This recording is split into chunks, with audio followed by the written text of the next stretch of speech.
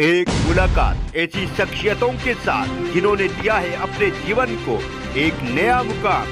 रूबरू कराएंगे ऐसी कुछ हस्तियों के साथ एक खास शख्सियत के साथ मुलाकात।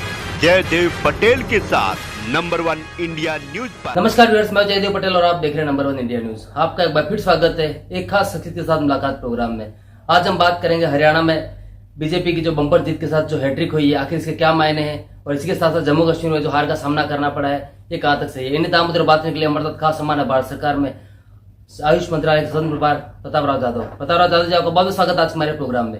हमारा पहला सवाल है, हरियाणा में जो बम्पर जीत दर्ज की है बीजेपी ने और हैट्रिक लगाई है, इसको कैसे देखते हैं आप? ये देखिए, हरियाणा में की जनता ने तीसरी बार भारतीय जनता पार्टी और उनके अलायंस को बहुत बड़ी जीत वहां पर दिलाई है। वहां पर हैट्रिक उनकी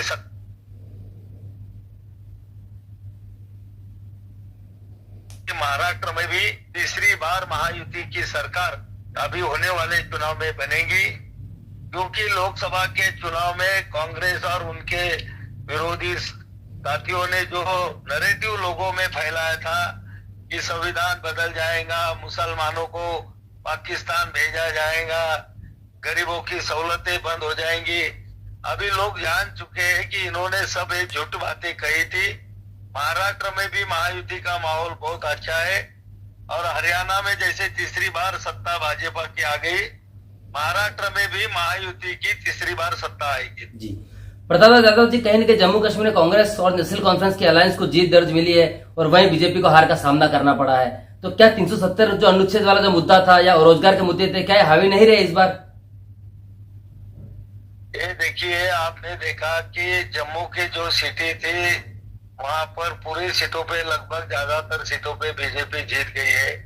जो घाटी की सीटें थी ऊपर की कश्मीर की, वहां पर बीजेपी को ज्यादा सीटें नहीं मिली, लेकिन वहां पर बीजेपी का वोट परसेंटेज वहां पर बहुत सारे पैमाने पे बढ़ गया है और निश्चित रूप से आगे चल के बीजेपी की ताकत कश्मीर में भी वहां पर बढ़ेगी। जी, प्रतापराव जाधव जी, हरियाणा चुनाव में हार के बाद कांग्रेस का आरोप है कि तंत्र की जीत है और लोकतंत्र की हार है।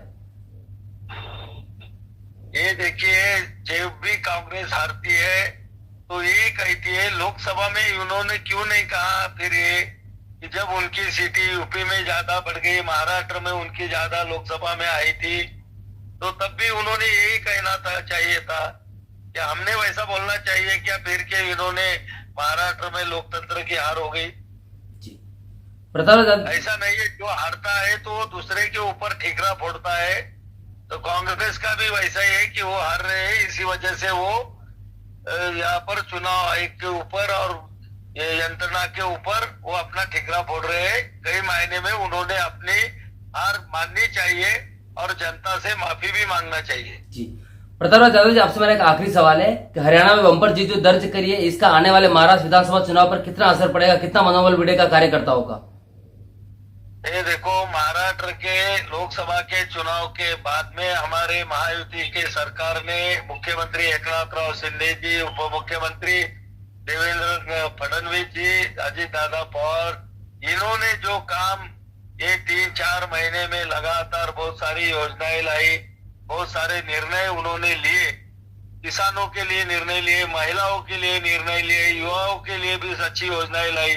महाराष्ट्र की जनता अभी खुश है और अभी चुनाव हो गए तो महाराष्ट्र में वन साइड महायुति की सीटें जीत के आएगी और महायुति का ही सरकार महाराष्ट्र में बनेगा। प्रतापराव जाधव जी, आपने हमारे लिए समय निकाला, उसके लिए आपको बहुत बहुत धन्यवाद। धन्यवाद।